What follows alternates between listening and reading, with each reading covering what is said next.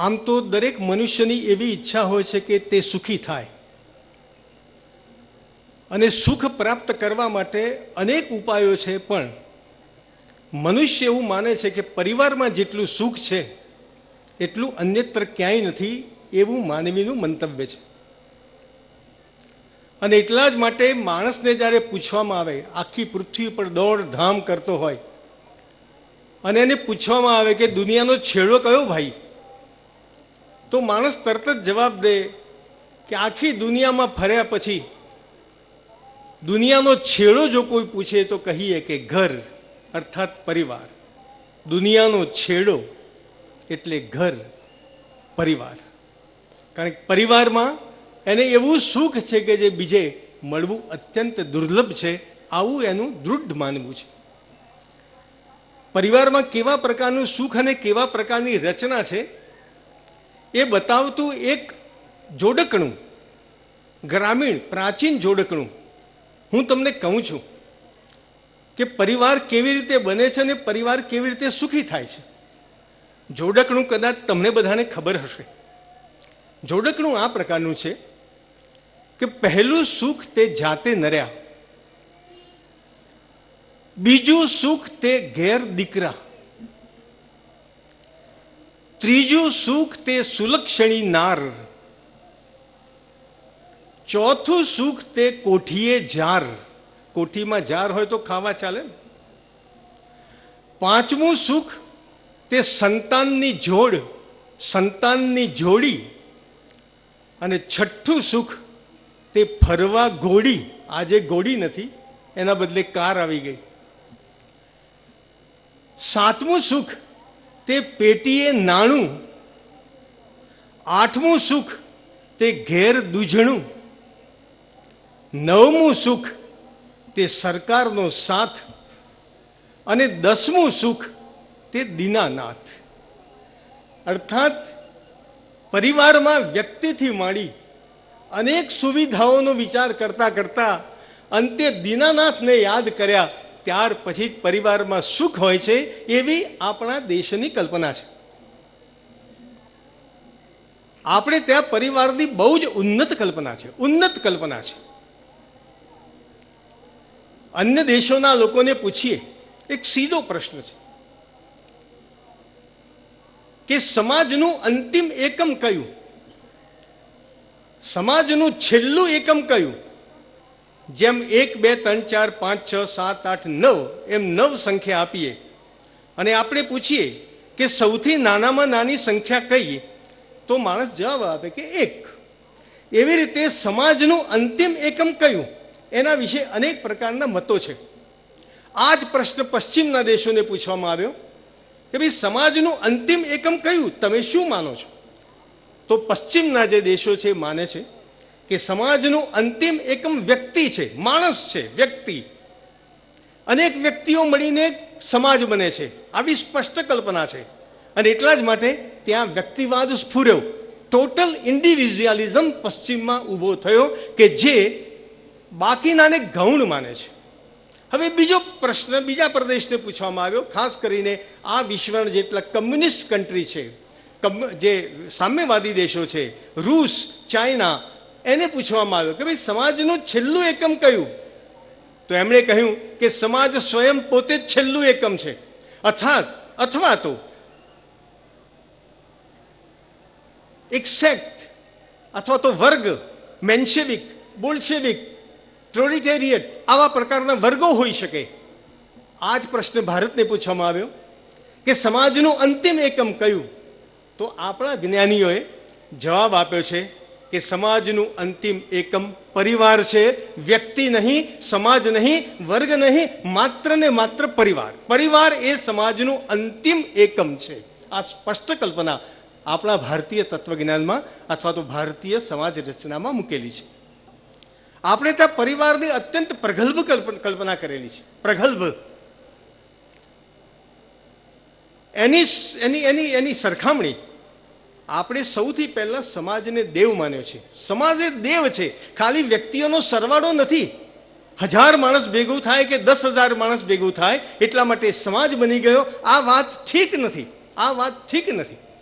સમાજને આપણે દેવ માન્યો છે અને દેવની કલ્પના કરતા કરતા આપણા જ્ઞાનીઓ એવું બોલ્યા છે કે સહસ્ત્ર શીર્ષ, સહસ્ત્ર પાદ, સહસ્ત્ર હસ્ત, સહસ્ત્ર બાહુ, આવું ઈશ્વરનું વર્ણન કર્યું છે. તો સમાજનું વર્ણન કરતી વખતે પણ આ જ છે. એની પાસે સહસ્ત્ર શીર્ષ છે, સહસ્ત્ર બાહુ છે, સહસ્ત્ર હસ્ત છે, સહસ્ત્ર પાદ છે. સમાજ એક દેવ છે અને પરિવાર એ એનું એક પ્રતિબિંબ છે, એક નાનકડું લઘુ સ્વરૂપ છે. નવી પ્રણાલિકા શરૂ થતી જાય છે. હવે સુરેશભાઈ,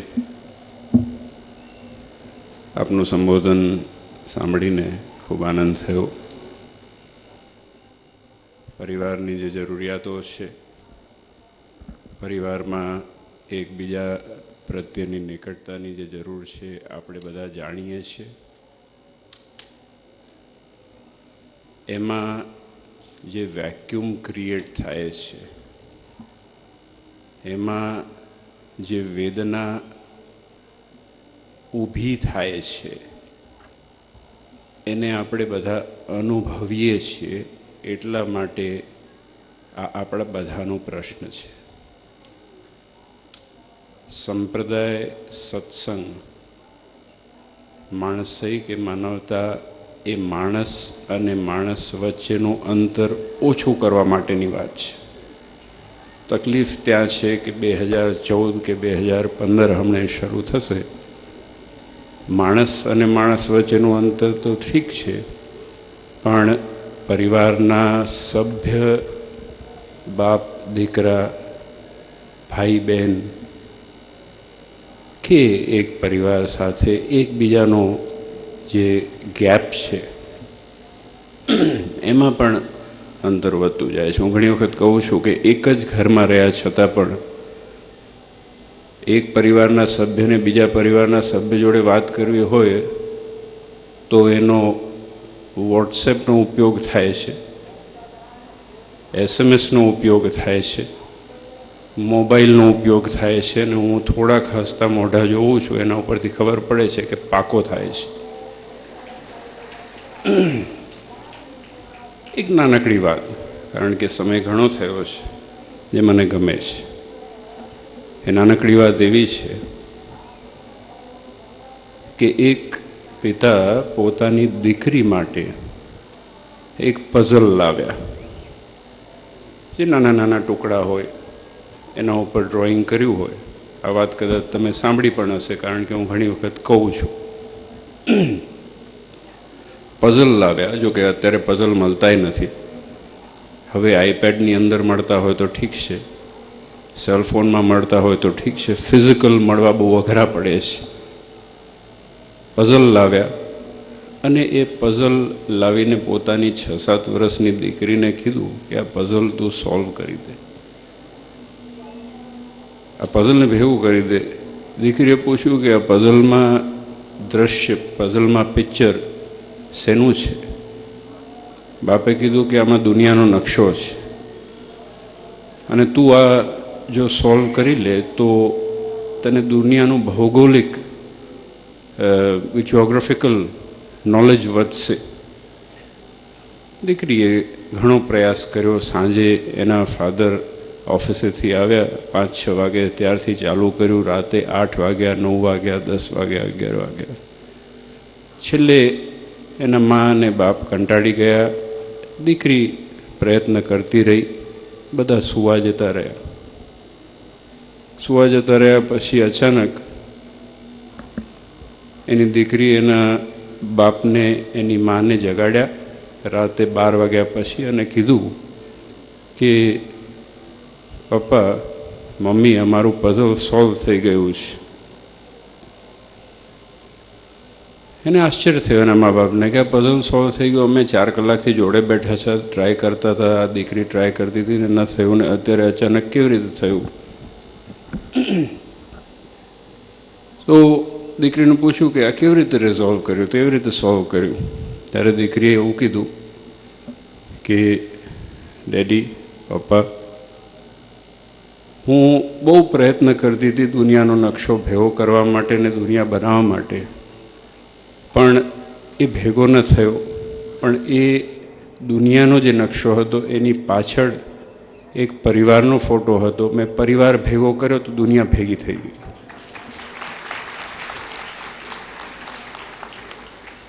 નાનકડી વાત છે પણ સમજવા જેવી છે. આપણે ઘણી વખતે દુનિયા બદલી નાખવાની વાતો કરીએ છીએ. આપણે ઘણીવાર ઘણું બધું પરિવર્તન લાવવાની વાતો કરીએ છીએ, પણ પરિવર્તનની શરૂઆત એ વ્યક્તિગત રીતે હું માનું છું કે આપણા ઘરથી થાય તો જ દુનિયા સુધરે છે. બાકી બીજી મોટી મોટી વાતો કરવાથી કંઈ ફેર નથી પડતો. આટલા હજારો વર્ષો ગયા, લાખો વર્ષો ગયા, પણ પરિવર્તન જેના પોતાના વ્યક્તિગત જીવનમાં આવ્યું હોય, સંસ્કાર જેના વ્યક્તિગત જીવનમાં આવ્યા હોય, એના જીવનમાં કંઈક ફેરફાર પડે છે.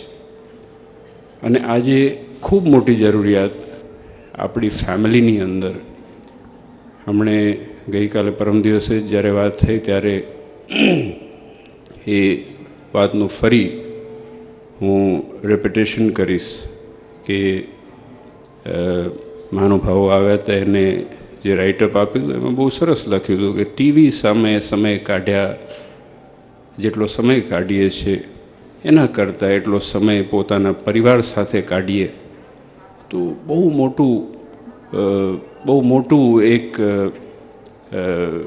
મોટી મૂડી આપણા સંપત્તિ આપણા પરિવારને મળે છે. આપણે બધા જાણીએ છીએ. હમણાં 4 દિવસ પહેલાં જ એક સરસ ડોક્યુમેન્ટરી જોતો હતો. એને ડોક્યુમેન્ટરીમાં સરસ વાત આવી હતી. આપણે બધા યોગાની વાત કરીએ છીએ, બ્લડ પ્રેશર ઓછી કરવાની વાત કરીએ છીએ, શાંતિની વાત કરીએ છીએ. પ્રૂવન સાયન્સ છે અને એના ઉપર સ્ટડી થયું કે માત્ર કિચનમાં, આપણા રસોડામાં જે માણસ શાંતિથી શાક કાપે છે ને, બટાકા સવારતા હોય કે રીંગણા સવારતા હોય કે બીજી કોઈ શાકભાજી સવારતા હોય, એમાંથી માણસને રિલેક્સેશન મળે છે. એમાંથી પણ તકલીફ ક્યાં થાય કે બટાકા સવારતા હોય, એક શાક સવારતા હોય અને બાજુમાં જો ટીવી હોય તો એમાં રિલેક્સેશન ના થાય, સ્ટ્રેસ વધે છે. આપણી જે સંસ્કૃતિ છે એમાં બહુ તત્વ છે, બહુ જ સબસ્ટન્સ છે. અને એ સબસ્ટન્સ જેટલો આપણે ખોઈએ છીએ એટલો આપણને ભોગવટો આવે છે. અને એ ભોગવટો રિવર્સેબલ નથી. જેમ એકવાર ડાયાબિટીસ થઈ ગયો પછી એ ગોળી ખાધે જ છૂટકો, પછી એમ ના થાય કે તમે સાજા થઈ જશો. ગોળી ઉપર ને લાઈફસ્ટાઈલ ચેન્જ ન કરો ત્યાં સુધી સરખા થવાના જ નથી. ઇરિવર્સિબલ પ્રોસેસ છે. અને વ્યક્તિગત માણસ પ્રત્યેનો સંબંધ છે, કુટુંબનો સંબંધ છે, એ બહુ મહત્ત્વનો સંબંધ છે.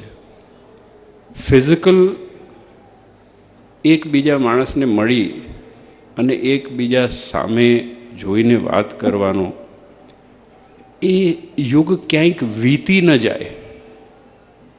ફેસ ટાઈમ ઉપર જ ના રહી જઈએ, SMS અને વોટ્સએપ ઉપર જ ના રહી જઈએ.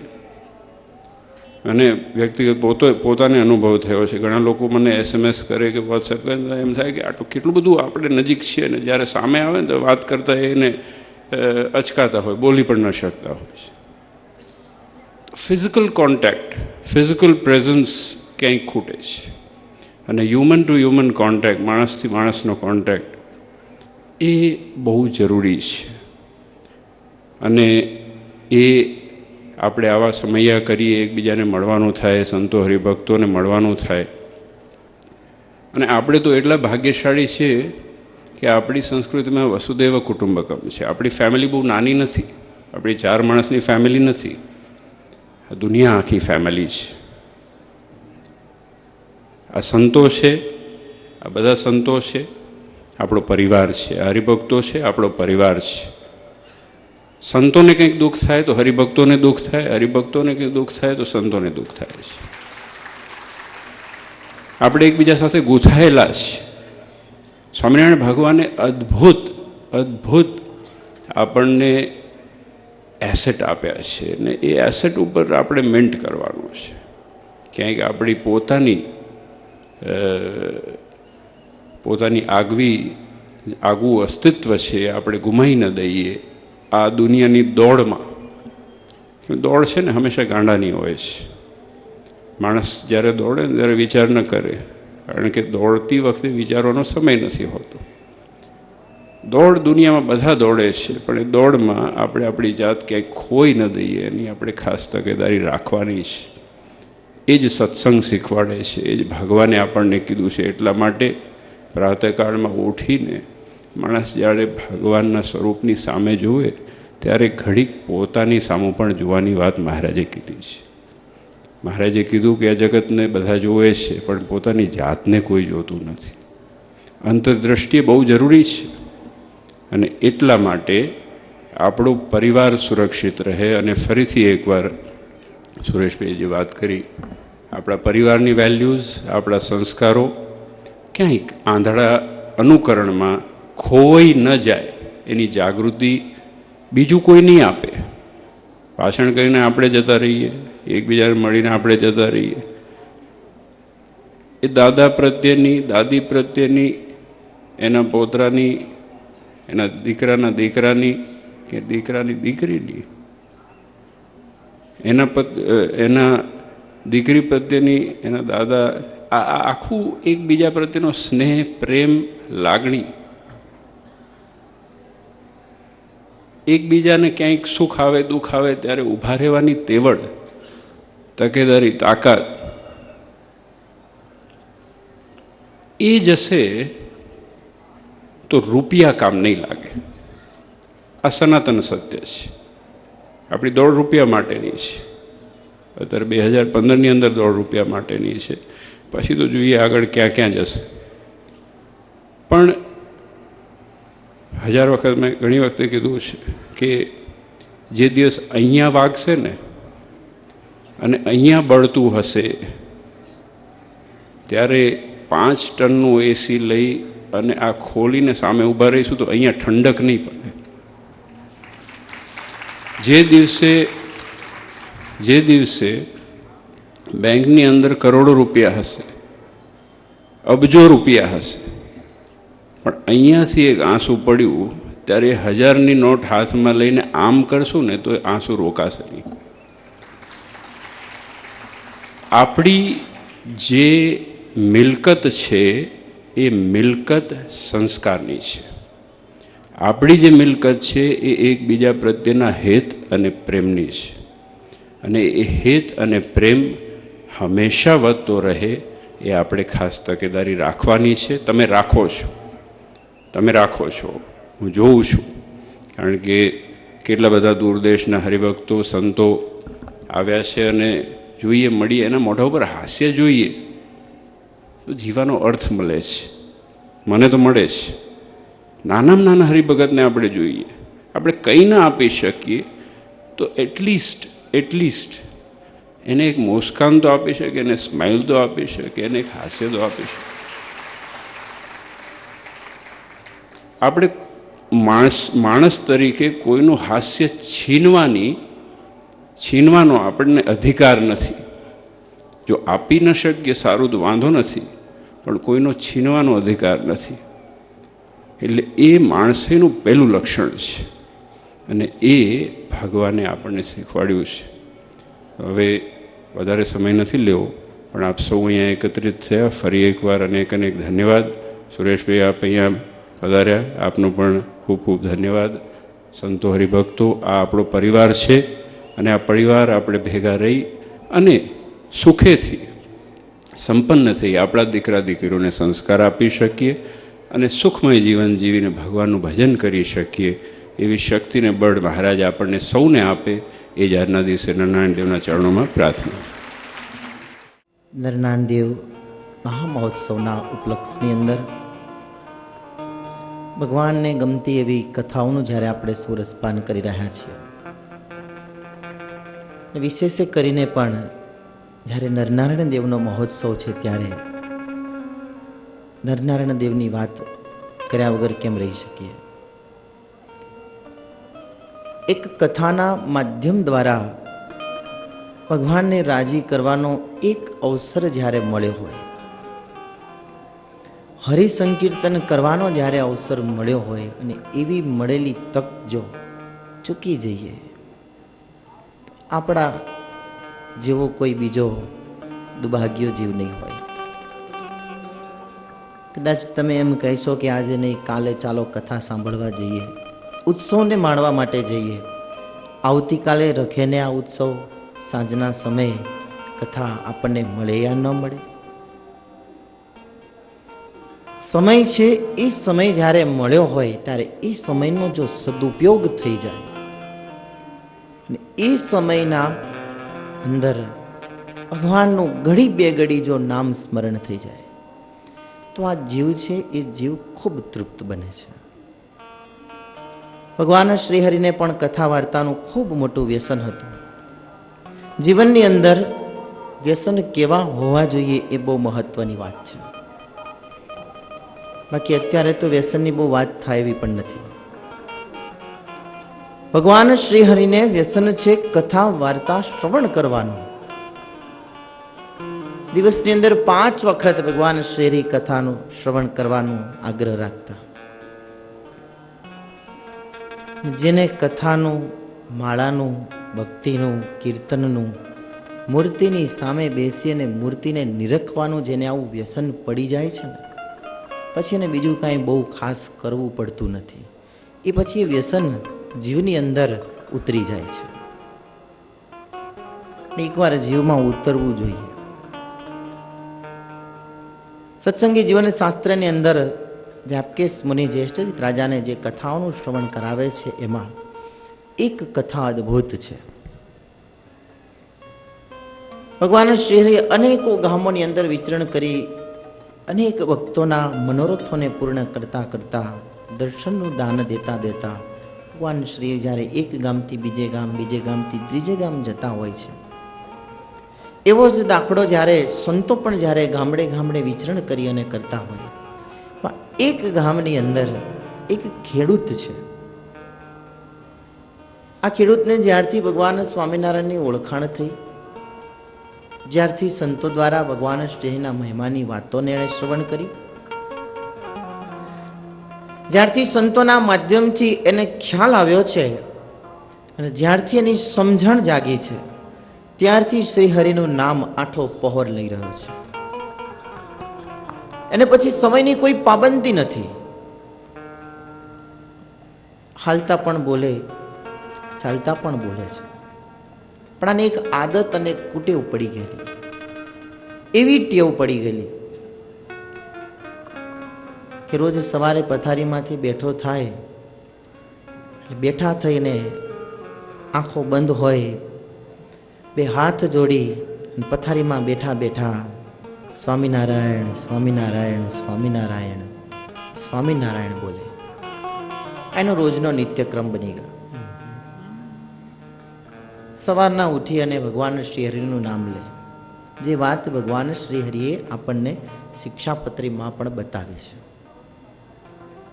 ક્યાંય કશું ગોતવા જવાની જરૂર નથી. બધું જ મહારાજે એટલું સુલભ કરી આપ્યું છે ને, એટલું બધું સુલભ કરી આપ્યું છે. આપણું જીવન કેવું છે એ જીવનને આપણે સુધારવું હોય તો શું કરવું જોઈએ, કઈ કેપ્સ્યુલ લઈએ તો આપણા જીવનની અંદર પરિવર્તન આવે, આપણી અંદર રહેલા જે રોગ છે એ રોગ દૂર થાય. એટલી સુલભતા ભગવાન શ્રી હરિએ આપી છે આપણને, એટલી સુલભતા. મને તો ઘણીવાર એમ થાય સાવ નાનામાં નાની વાત ઉપર ભગવાન સ્વામિનારાયણે કેટલો ભાર મૂક્યો છે. દાંતણ કેવી રીતે કરવું જોઈએ એ વાત પણ ભગવાન સ્વામિનારાયણે શિક્ષાપત્રીમાં લખી છે. લખી છે ને? હા કે ના? જરાક આમ હાથ ઊંચો કરીને કહેજો. વાંચતા હો તો ખબર હશે. તો એમાંય ઘણા ઘણા એડિશન આવે છે, અપડેટિંગ જેમ આવે ને, સોશિયલ નેટવર્કિંગની અલગ અલગ સાઇડોની અંદર, અલગ અલગ એપ્સની અંદર જેમ જતા દિવસે અપડેટિંગ આવતું જાય, એટલે એને પછી વળી પાછી એને ઇન્સ્ટોલેશન કરવું પડે, એટલે નવું વર્ઝન મળે. પણ શિક્ષાપત્રી જે ભગવાન સ્વામિનારાયણે 212 શ્લોકની લખી છે એમાં ક્યારે અપડેટિંગ ન હોય. એ તો 212 શ્લોકની ભગવાન શ્રીની લખેલી પ્રસાદી છે. પણ સમય અંતરે ઘણી જગ્યાએ એના અપડેટિંગો આવતા જાય છે. તો એક નાનામાં નાની વાત ઉપર ભગવાન શ્રી હરિ જ્યારે આટલો બધો ભાર મૂકતા હોય, જે શિક્ષાપત્રીમાં ભગવાન શ્રી હરિએ 36 વખત ધર્મ શબ્દનો પ્રયોગ કરેલો હોય, જે શિક્ષાપત્રીની અંદર આઈપીસીની કલમો 11 લખાયેલી હોય, સીપીસીની કલમ ભગવાન શ્રી હરિ એમાં ઉમેરેલી હોય, બોમ્બે હેલ્થ એક્ટની કલમો ભગવાન સ્વામિનારાયણે એની અંદર લખી હોય. આ વાતને તો 250 પૂર્વ થઈ ગયા. હવે આ ટોનિક, આ એક દવા રોજ નિત્ય લઈએ, આપણું જીવન કેવું છે એ ખ્યાલ આવી જશે. ગોપાળાનંદ સ્વામીએ વાતોમાં એવું કહ્યું છે, સંતો પણ વાતોમાં એવું કહે છે, સંતોની વાતોમાં લખાયેલું છે કે રોજ સવારે ઉઠી અને અરીસાની સામે આપણે બધા જોઈએ છીએ. અરીસો એક એવું સાધન છે કે આપણે કેવા છીએ, જેવા છીએ એવું પ્રતિબિંબ આપણને દેખાડે છે. આપણે જેવા છીએ એવું પ્રતિબિંબ દેખાડે છે. સત્ય અરીસો બતાવી દે છે. પછી ચાહે વ્યક્તિ બદલાઈ જાય, અરીસો એનો એ જ હોય છે. જેવું સત્ય છે એવું આપણી સામે પ્રદર્શિત થાય છે. એની સામે ઉભા રહે એટલે આપણું સત્ય દેખાય છે. જીવન પણ એવું જ જો હોય, સત્યતા વાળું, અને એવું જો જીવન જીવવું હોય તો શિક્ષાપત્રી.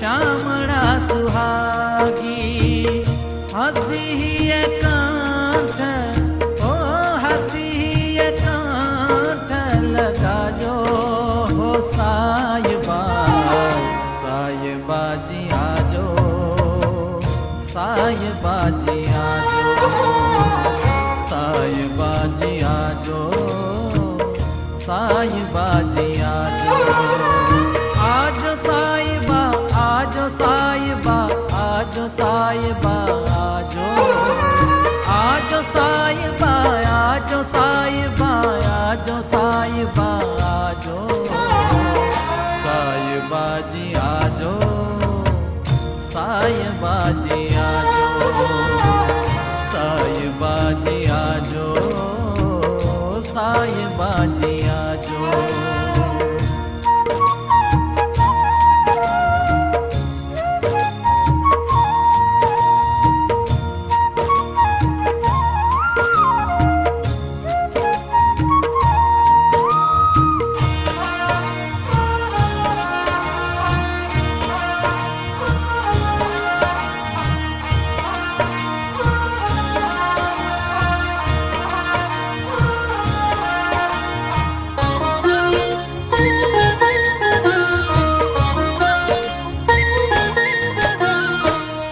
रंग डारा रेला हो अलबेला रंग डारा रेला हो अलबेला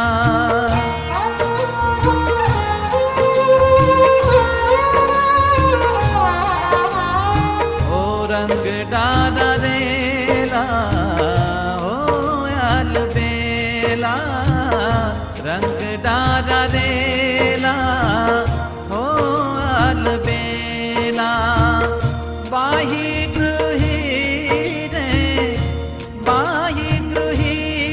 ने बोला जो हो साहिबा साहिबा जी आजो साहिबा जी आजो साहिबा जी आजो साहिबा जी आजो आजो साहिबा आजो साहिबा आजो साहिबा आजो आजो साहिबा आजो साहिबा आजो साहिबा आजो साहिबा जी आजो साहिबा जी आजो साहिबा जी आजो साहिबा जी आजो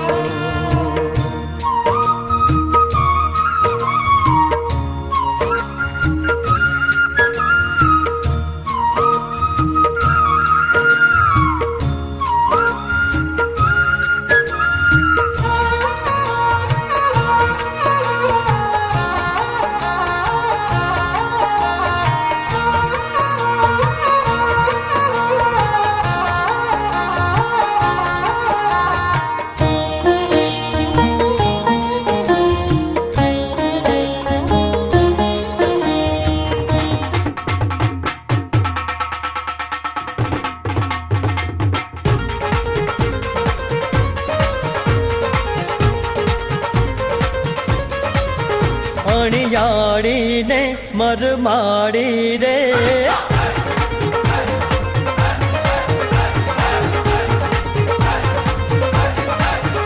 અણિયાળી ને મરમાડી રે હનુડાની આ ખલડી હો હો હનુડાની આ ખલડી હે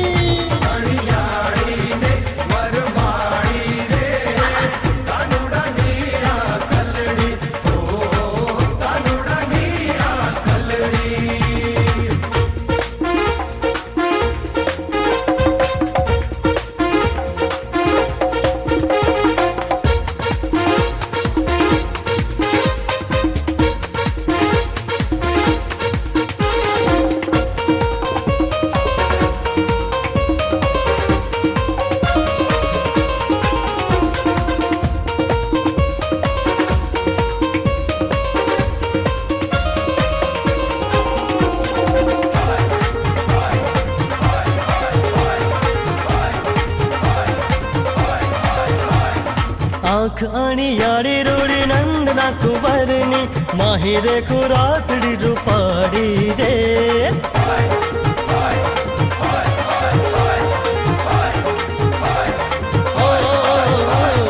આંખ અણિયાળી રોડી નંદ ના કુંવરની માહી રે કુરાતડી રૂપાડી રે કાનુડાની કાનુડાની કાનુડાની આ ખલડી ઓ કાનુડાની આ ખલડી હે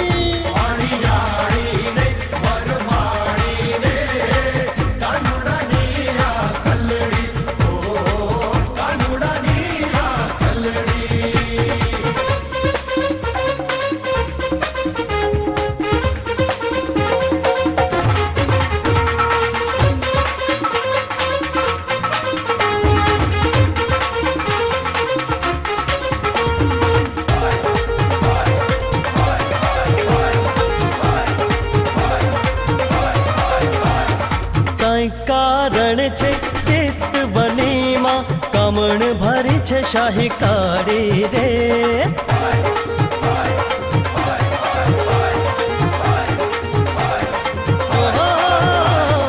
કઈ કારણ છે ચિત્ત બનીમાં કમણ ભરી છે શાહી કાળી રે કાનુડાની કાનુડાની કાનુડાની આ ખલડી ઓહો કાનુડાની આ ખલડી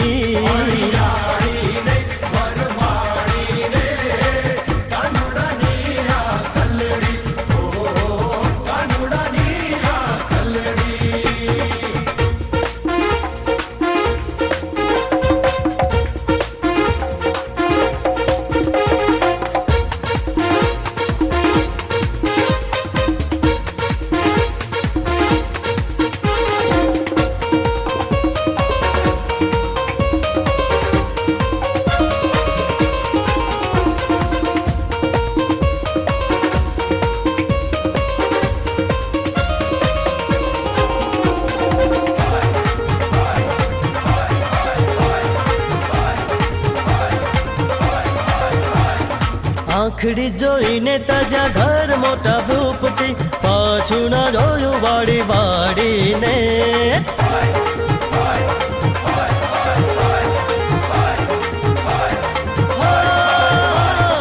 આંખડી જોઈને તાજા ઘર મોટા ભૂપતી પાછું ના જોયું વાડી વાડીને કાનુડાની કાનુડાની કાનુડાની આ ખલડી ઓહો કાનુડાની આ ખલડી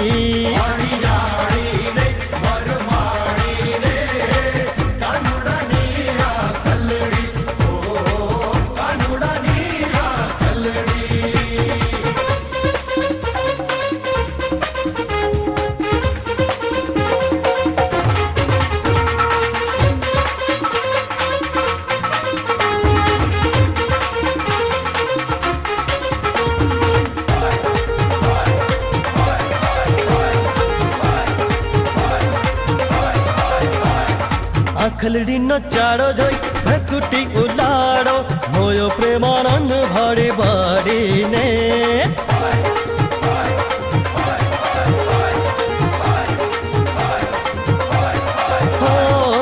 ખલડીનો ચાડો જોઈ ભકુટી ઉલાડો મોયો પ્રેમાનંદ ભાડી ભાડીને કાનુડાની કાનુડાની કાનુડાની આ ખલડી ઓહો કાનુડાની આ ખલડી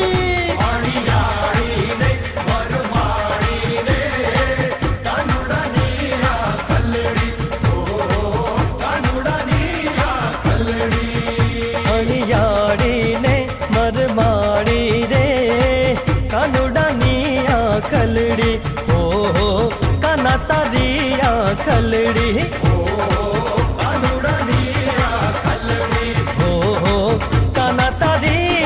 ખલડી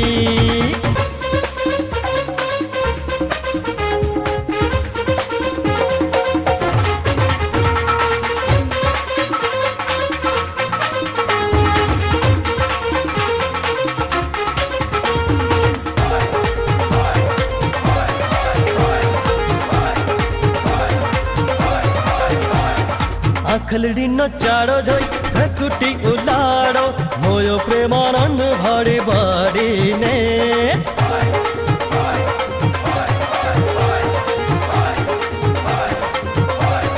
હો આખલડીનો ચાળો જોઈ ભ્રકુટી ઉલાડો, મોયો પ્રેમાનંદ ભાડી ભાડીને. કાનુડાની કાનુડાની કાનુડાની આખલડી, હો હો કાનુડાની આખલડી.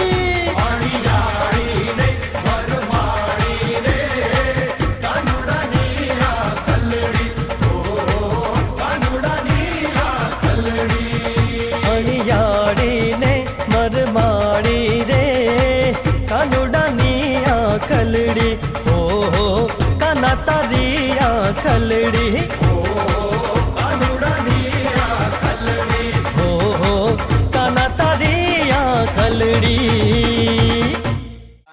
भवतु सकनौ भुनक्तु सह वीर्यङ्करवावहै तेजस्विनावधीतमस्तु मा विद्विषावहै. ॐ शान्तिः शान्तिः शान्तिः. अम्बस्य पारे भुवनस्य मध्ये नाकस्य पृष्ठे महतो महीयान् शुक्रेण ज्योतिगुंसि समनुप्रविष्टः प्रजापतिश्चरति गर्भे अन्तः. यस्मिन्निदगं सञ्चपिचैति सर्वं यस्मिन् देवा अधिविश्वे निषेदुः तदेव भूतं तदुपव्यमा इदं तदक्षरे परमे व्योमन्. येनावृतं खञ्च दिवं महीं च येनादित्यस्तपति तेजसा प्राजसा च यमन्तः समुद्रे कवयो वयन्ति यदक्षरे परमे प्रजाः. यतः प्रसूता जगतः प्रसूतीतो येन जीवान् व्यससज्य भूम्याम्. यदोषधीभिः पुरुषान् पशोगश्च विवेश भूतानि चराचराणि.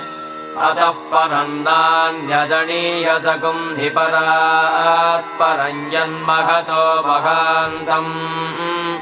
यदेकमव्यक्तमनन्तरूपं विश्वं पुराणन्तमसः परस्तात् तदेव तन्तु सत्यमाहुस्तदेव ब्रह्म परमं कवीनाम्.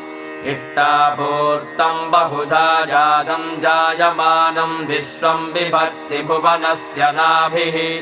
तदेवाग्निस्तद्वायुस्तच्छूर्यस्तदु चन्द्रमाः. तदेव शुक्रममृतं तद्ब्रह्म तदापः स प्रजापतिः. सर्वे निमेषा यज्ञिरे विद्युतः पुरुषादधि. कलामुहूर्ताः काष्ठाश्च होरात्राश्च सर्वशः. अर्धमासा मासा ऋतवः संवत्सरश्च कल्पताम्. स आपः प्रदुघे उभे इमे अन्तरिक्षमथो सुवः. नैनमोद्दन्नतिर्यञ्चन्न मध्ये परिजग्रभत्. न तस्येषे कश्चन तस्य नाम मघद्यजः.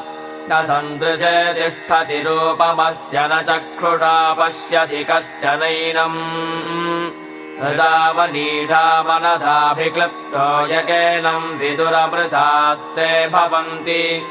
अभ्यः सम्भूतो हिरण्यगर्भ इत्यष्टौ. एष हि देवः प्रतिशोऽनु सर्वाः पूर्वो हि जातः स भूगर्भे अन्तः. स विजायमानः स जनिष्यमाणः प्रत्यङ्मुखास्तिष्ठति विश्वतो मुखा. विश्वतश्चक्षुरुत विश्वतो मुखो विश्वतो हस्तमुत विश्वतस्पात्. सम्बाहुभ्यान्नवति सम्पतत्रैर्द्या वा पृथिवी जनयन् देव एका.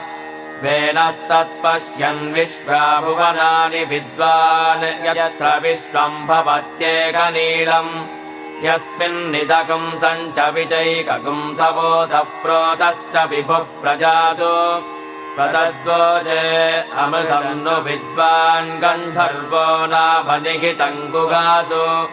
त्रीणि पदानि हिता गुहासु यस्तद्वेद स पितुः पिता तत् स नो बन्धुर्जनिता स विधाता धामानि वेद भुवनानि विश्वा यत्र देवा अमृतमानसानास्तृतीये धामान्यभ्यैरयन्त परिज्या वा पृथिवी यन्ति सद्यः परिलोकान् परिदिशः परिसुवः ऋतस्य तन्तुम् विततम् वितृत्य तदपश्यत्तदभवत्प्रजासु परीत्य लोकान् भरीत्य भूतानि भरीत्य सर्वाः प्रदिशो दिशश्च प्रजापतिः प्रथमजा ऋतस्यात्मनात्मानमभिसम्बभूव सदसस्पतिमद्भुतम् प्रियमिन्दस्य काम्यम् सनिम्मेधामयासिषम्. શ્રી સ્વામિનારાયણના સત્સંગને દેશ વિદેશમાં જેમણે પ્રસરાવ્યો અને માર્ગદર્શન આપ્યું, આશીર્વાદ આપ્યા, એવા પૂજ્ય મોટા મહારાજ શ્રીના વરદ હસ્તે દીપ પ્રાગટ્ય થઈ રહ્યું છે. સંતો સાથે છે.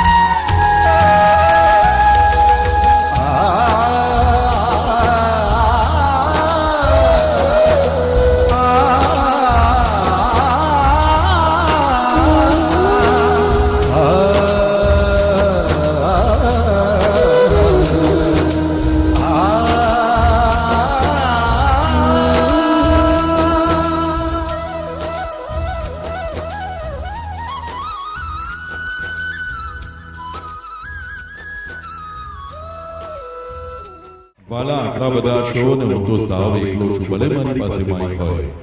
આપણે એકવાર જોરદાર જય ઘોષ કરીએ. શ્રી નરનારાયણ દેવની. વાહ! તપોવન સર્કલના આ મેદાનમાં આજે સત્સંગનો માહોલ રચાયો છે અને પરમ પૂજ્ય મોટા મહારાજશ્રીએ અહીં દીપ પ્રાગટ્ય કરી અને અજવાળું પાથર્યું છે. કવિ કાક બાપુએ લોક જીવનમાં એવું લખ્યું છે કે જો અજવાળું હોય, કરવું હોય તો દીપ પ્રગટાવવો પડે, પણ અંધારું આપોઆપ આવે. એ છે અજવાળું, એને નોતરવું પડે. આપણા બધાનો અનુભવ છે કે અજવાળું કરવું હોય તો રિમોટ કંટ્રોલથી પણ દીપ તો પ્રગટાવવો જ પડે, અથવા તો લાઇટ સ્વિચ ઓન કરવી જ પડે. તો લોક જીવનમાં કવિ કાક બાપુએ લખ્યું કે એ છે અજવાળું, એને નોતરવું પડે. આવે કીધા વીણનું અંધારું કાગડા. તો આ દીપ પ્રાગટ્ય પૂજ્ય મોટા મહારાજશ્રીએ કરી અને આપણી વચ્ચે સત્સંગનું અજવાળું વિશેષ અર્થમાં પ્રસરાયું છે. ત્યારે હવે આજે આપણી વચ્ચે ઢોલ ત્રાંસાના કલાકારો ઉપસ્થિત છે. મહોત્સવ હોય અને ઢોલ અને ત્રાંસાનો ગડગડાટ નાદ ના હોય તો એ ઢોલ ત્રાંસા વિના મહોત્સવ અધૂરો લાગે. એ કલાકારોને નિમંત્રણ આપીએ કે આપ સ્ટેજની સન્મુખ થઈ અને ઢોલ ત્રાંસાનો નાદ અહીં સમગ્ર વાતાવરણમાં પ્રસરાવી દો.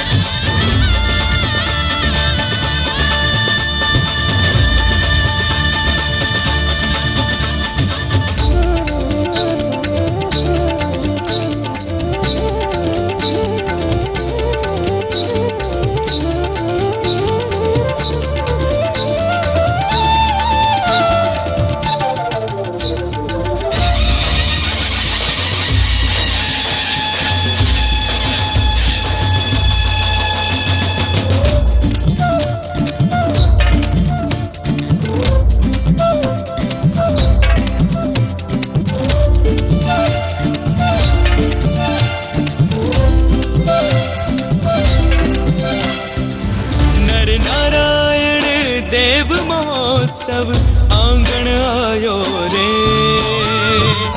नर नारायण देव महोत्सव आंगण आयो रे। स्वामी नारायण नाम केरो आनंद छायो रे। स्वामी नारायण नाम केरो आनंद छायो रे। नर नारायण स्वामी नारायण, नर नारायण स्वामी नारायण, स्वामी नारायण स्वामी नारायण, स्वामी नारायण स्वामी नारायण। नर नारायण महोत्सव आयो रे। नर नारायण महोत्सव आयो रे। नर नारायण महोत्सव आयो रे। नर नारायण महोत्सव आयो रे। नर नारायण महोत्सव आयो रे। नर नारायण महोत्सव आयो रे।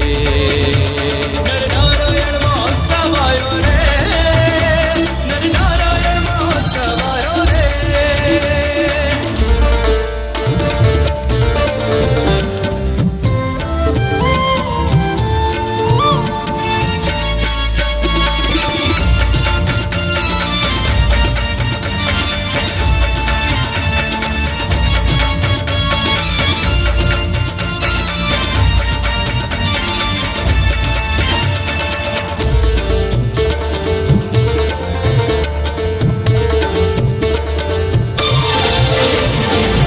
आंगणिये आज तोरण बंधावो श्रीपुर धाम ने द्वार।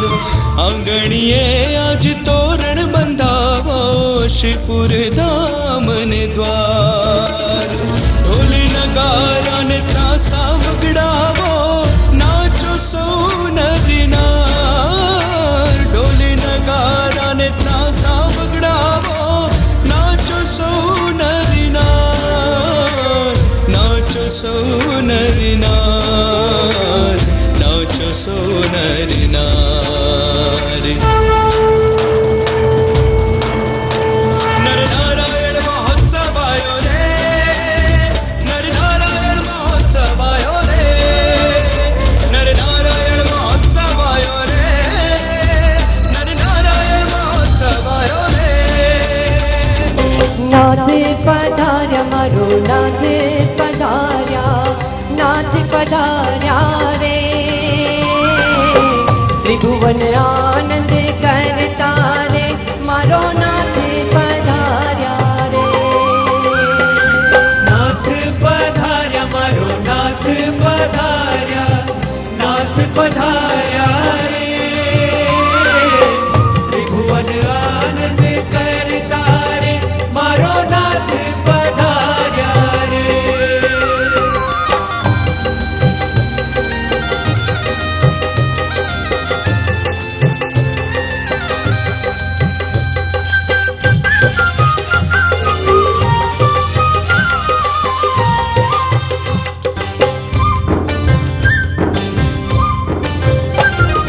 हाथ मला कलड़ी रे फेर छे चाखलड़ी, धीरे धीरे पगला धरता रे। मालो धीरे धीरे पगला धरता रे।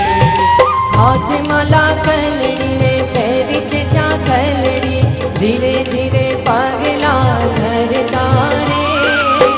त्रिभुवन आनंद करता रे, मारो नाथ पधार्या रे।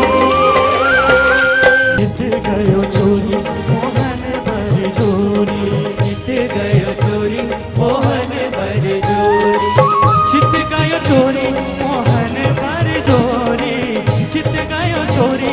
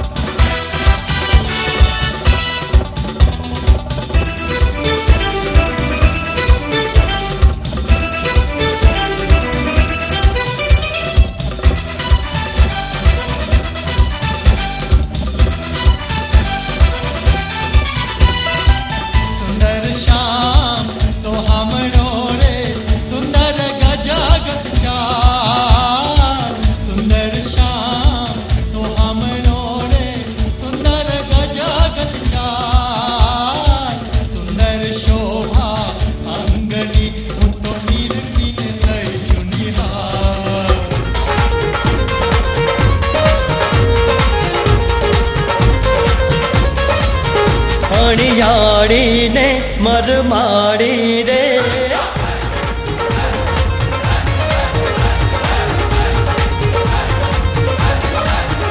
અણિયાળીને મરમાડી રે કાનુડાની આ ખલડી હો કાનુડાની આ ખલડી હે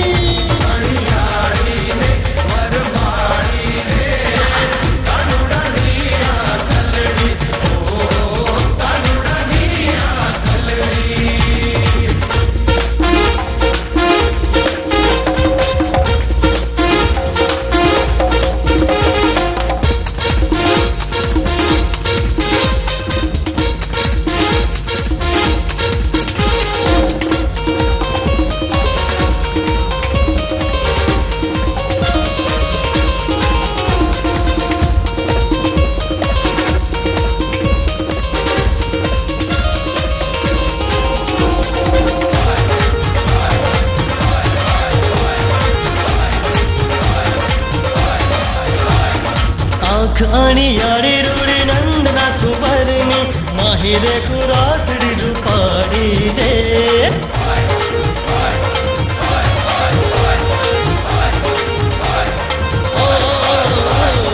આંખ અણિયાળી રૂડી નંદના કુંવરની માહિરે કુરાતડી રૂપાડી રે કાનુડાની કાનુડાની કાનુડાની આ ખલડી કાનુડાની આ ખલડી હે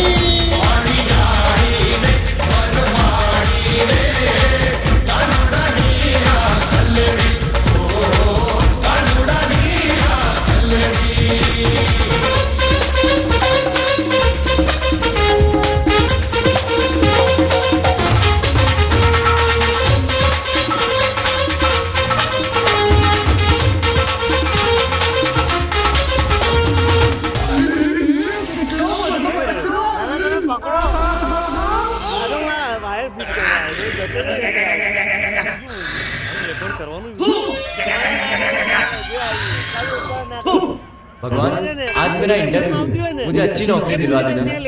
ओ माँ, गिर गया, मेरे सारे कपड़े मैले हो गए। अब ये मैले कपड़े देखकर मुझे नौकरी कौन देगा? कुछ भी हो, पर कपड़े मैले नहीं होने चाहिए। छी, इतना सारा कचरा। ओम गंध, ओम कचरा,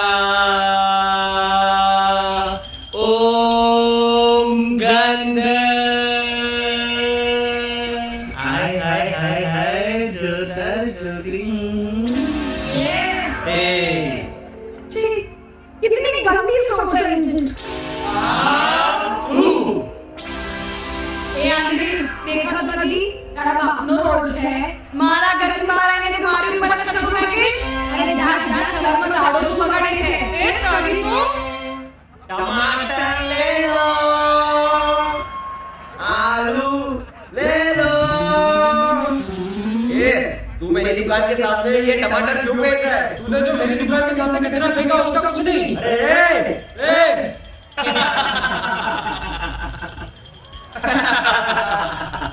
ये कचरा कौन सा कचरा? ये जो सड़क पे दिखाई दे रहा है वो कचरा या फिर दिमाग में पल रहा है वो वाला कचरा।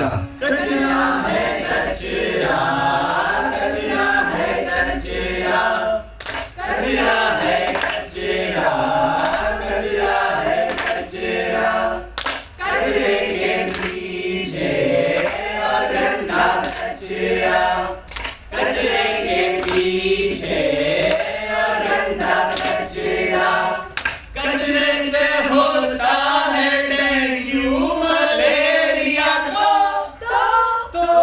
कचरे का तो कम यही है। कचरा है कचरा, कचरा है कचरा। भैया, बड़े भैया, आप बोल छोटे, ये 20 लाख रुपए रखो, मैं कल आके आपसे ले जाऊंगा, ठीक है? तो भैया मैं अभी चलूं? हाँ। 20 लाख रुपए, ये तो बहुत बड़ी रकम होती है, और कल का तो कल देखा जाएगा। इरादा कर लिया हमने देश